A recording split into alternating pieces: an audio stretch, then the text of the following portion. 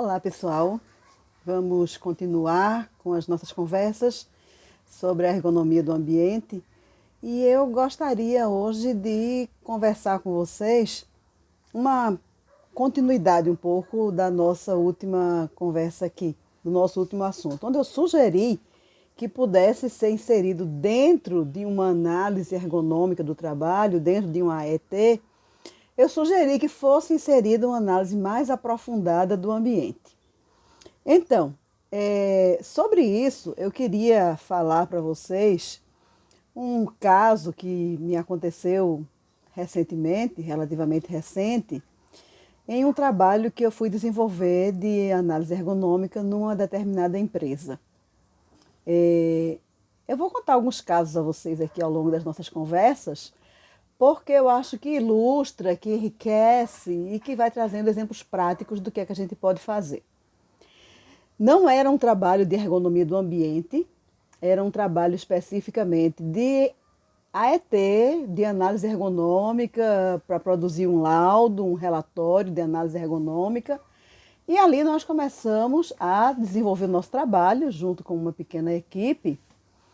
E havia uma engenheira de segurança naquele local que fazia já alguns trabalhos de ergonomia, que aplicava algumas ferramentas que ela tinha aprendido ao longo dos cursos que ela fez, das preparações, dentro da sua trajetória. E eu resolvi fazer exatamente essa sugestão que eu dei nesse vídeo anterior a vocês. Inserir uma análise do ambiente dentro da análise ergonômica.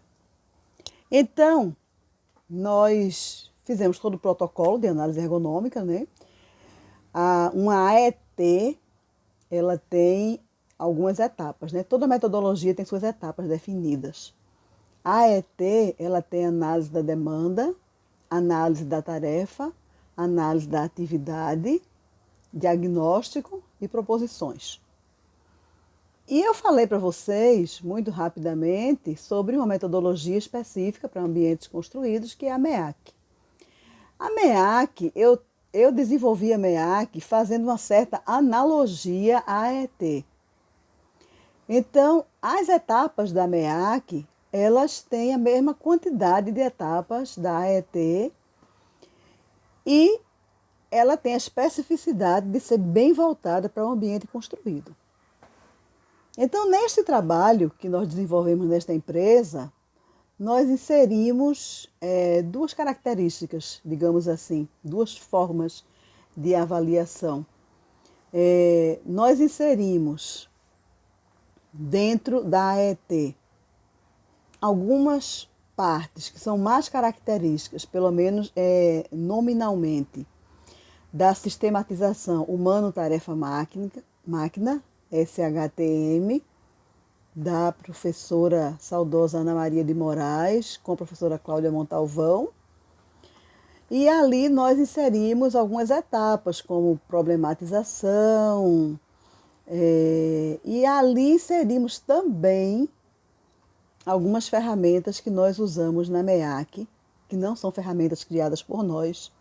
Nós usamos ali uma constelação de atributos, que é uma ferramenta que vem da percepção ambiental, da psicologia ambiental. E é uma ferramenta muito interessante para a gente conseguir captar percepções e posições das pessoas com quem a gente interage nas avaliações que fazemos.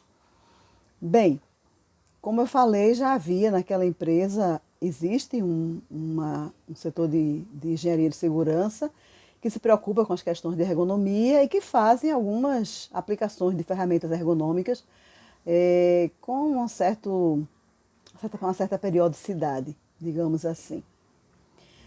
E quando nós inserimos algumas ferramentas a mais, nós inserimos também dentro da nossa AET uma análise de clima organizacional.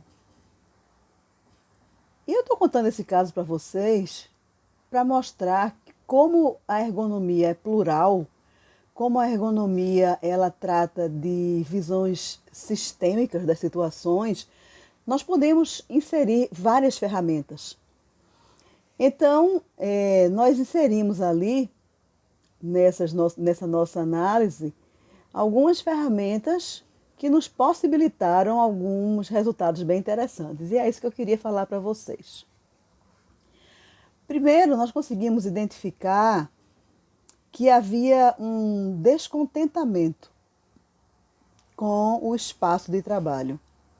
Eram escritórios, aquele modelo chamado escritório panorâmico, que é aquele que assim, tem um amplo salão e as estações de trabalho, os setores se desenvolvem ali dentro.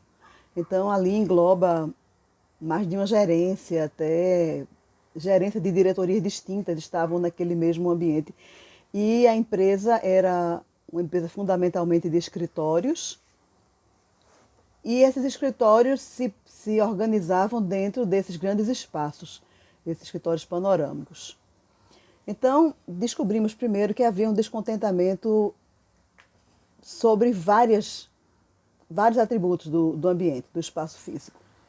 Havia descontentamento em relação a este grande vão, com muitas pessoas. Eu acredito que muita gente trabalha nesse sistema, tem sido muito implantado nas empresas já há algum tempo.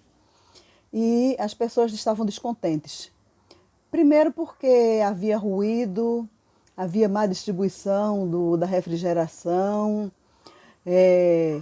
havia interferência entre setores, porque uns tratavam de atender muito telefone, inclusive o call center ficava ali junto de outros setores, de outras gerências.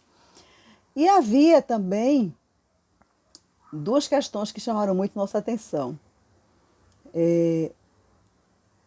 No trabalho de clima organizacional, que foi comparado com os resultados que nós tivemos na constelação de atributos, nós conseguimos identificar um outro descontentamento que nós não imaginávamos que pudesse acontecer. Havia um descontentamento das pessoas que usavam a mesa de trabalho. Outro dia eu falei isso numa palestra e eu chamei de birô. E as pessoas não tinham muita familiaridade, algumas que ali estavam, com o termo birô. Então, mesa de trabalho, para facilitar. Então, algumas pessoas usavam uma mesa linear, simples. Outras pessoas tinham uma estação de trabalho, aqueles modelo L. E vocês acreditam que existia uma espécie de digamos, sentimento de inferioridade por parte das pessoas que não tinham aquela estação L? Aquelas que usavam a mesa de trabalho retangular? Elas sentiam um sentimento de inferioridade porque achavam que havia um certo status em quem tinha aquela mesa em L, aquela estação de trabalho. Descobrimos também um fato muito interessante. Aquele pessoal da engenharia de segurança, eles já tinham feito várias intervenções para resolver problemas de pessoas que tinham dores, desconfortos. Alguns lombares, alguns cervicais, alguns nas pernas. E aí nós começamos a fazer uma revisão nas avaliações de anos anteriores, de tempos anteriores, e percebemos que algumas pessoas corriqueiramente se queixavam de muitas dores. Olha, já tinha sido providenciado apoio de pé, apoio de braço, já tinha sido providenciado apoio de mouse ergonômico, já tinha sido providenciado também que os monitores tivessem regulagem de altura, já tinham sido providenciadas cadeiras melhores com regulagem de altura. Mas algumas pessoas permaneciam com desconforto. E aí nós colocamos, como uma das técnicas, que é bastante comum nos trabalhos de ergonomia, a gente fazer filmagem das pessoas trabalhando. E foi muito fácil de identificar que havia alguns colaboradores, embora fosse uma empresa na região Nordeste, onde as pessoas são mais baixinhas, mas naquela empresa havia colaboradores que tinham 1,80 m, 1,85 m ou até um pouco mais. E aí o que nós descobrimos é que de nada adiantaria aquelas cadeiras reguláveis, com assento, com regulagem de altura, aqueles apoios de pés. Sabe por quê? Porque as pessoas eram muito altas. Então, se elas baixavam a cadeira, para poder conseguir acomodar as pernas embaixo da mesa, elas ficavam com as pernas elevadas, porque elas são altas. Se a cadeira baixa, a perna sobe. Se elas levantassem a cadeira, a perna não conseguia acomodar embaixo da mesa. E aquilo elas passavam o dia após dia, sentadas naquelas posições, tentando encontrar um jeito de se acomodar melhor naquele posto de trabalho. E nós dissemos, não vai resolver nunca, se você não colocar ou uma mesa que seja adaptada ao perfil antropométrico, às características da altura destas pessoas, ou, o que seria uma solução mais adequada, colocar uma mesa de tampo regulável. Pode ser elétrica, quando você tem um botão e a mesa sobe e desce. Pode ser que tenha um outro mecanismo de regulagem, assim como a cadeira tinha um mecanismo de regulagem. Mas se as mesas para aquelas pessoas fossem essas encontradas no mercado, no comércio, nas lojas de mobiliário do escritório, não ia dar certo nunca. Então, nós colocamos um olhar melhor sobre o ambiente e nós conseguimos encontrar falta de concentração das pessoas, pelo excesso de pessoas, pelo excesso de ruído que acontecia lá, por pessoas no telefone, umas incomodando as outras. Nós conseguimos encontrar, através de uma ferramenta de percepção ambiental, que as pessoas se sentiam incomodadas com o formato de sua mesa de trabalho, porque se achavam diminuídas, porque não tinham uma estação L. Nós conseguimos identificar que havia inadequação não de cadeiras, que é o que geralmente as pessoas pensam logo quando trata de ergonomia, as cadeiras. Mas não, eram as mesas, no caso daquelas pessoas mais altas. E nós conseguimos identificar uma série de inadequações de layout, quando avaliamos o espaço em uso, vimos que não tinha uma mobilidade adequada. Nós percebemos pessoas que precisavam de um posto melhor dimensionados para ela, eram pessoas obesas, pessoas mais altas. E aquela empresa tinha muitos cuidados com os seus colaboradores. Tinha, inclusive, massoterapeutas, que as pessoas iam a ele segundo o agendamento, para melhorar exatamente essas questões de dores na coluna, dores lombares, dores cervicais. Nós percebemos que havia percursos desnecessários que podiam ser reduzidos através de rearranjos dos espaços. Então, eu quero fechar essa nossa conversa de hoje com esse exemplo que mostra como numa simples AET, uma análise ergonômica do trabalho, nós podemos colocar um olhar mais apurado, mais diferenciado sobre o ambiente onde as pessoas estão e conseguir chegar a melhores resultados dessa maneira. Vamos ficando por aqui hoje. Até a próxima.